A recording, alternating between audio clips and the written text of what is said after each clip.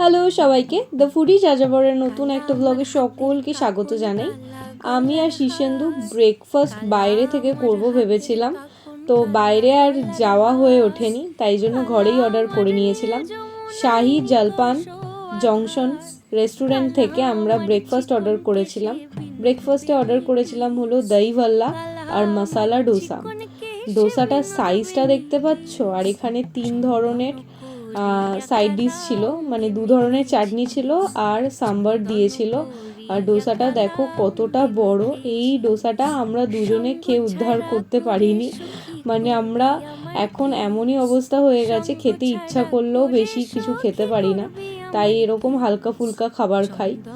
আর দহিভাল্লাটা এদের অনেকটা ভালো খেতে, মানে খুবই ভালো খেতে। এদের প্রত্যেকটা খাবারই আমার খুব প্রিয়।